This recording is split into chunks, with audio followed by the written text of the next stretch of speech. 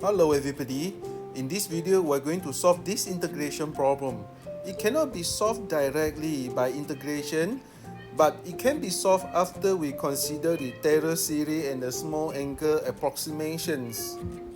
I need to highlight that the integration is in between 0 to pi over 4. The answer can be very much different beyond this range, which is we will discuss right after we get the answer for these questions. Consider the Taylor series for the cosine x. It is a series start with 1 minus something, and then the x keep powering up. We will write 3 terms and ignore the rest. For the sine x, we do the same. We write down the first 3 terms and ignore the highest order. Consider the small angle approximation method. We will only take the first 2 terms for cosine and then the first 2 terms for sines. We might be wondering, does 0 to pi over 4 small enough? Well, in this case, it is acceptable because we have a sine x and cosine x power 2022.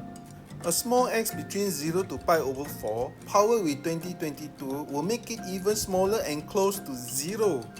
Therefore, it is acceptable for us to take first 2 terms only for small angle analysis.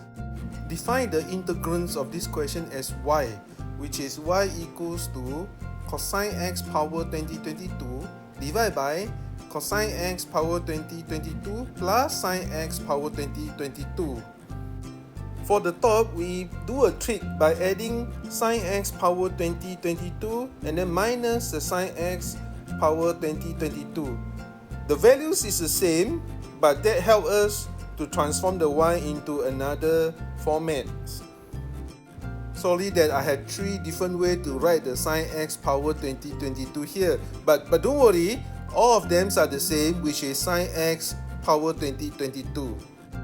And then split the y into 2 terms. The first term is 1. The second term we replace the sine x and cosine x with the small angle approximations.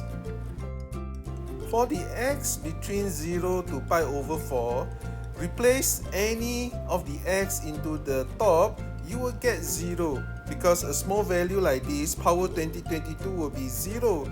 Meanwhile, the contribution of the cosine x is slightly bigger than the contribution of sine x within this range. So therefore, the whole second term becomes 0. And we get y equals to 1, which means the question I equals to integral 0 to pi over 4, 1 dx, which is equals to pi over 4.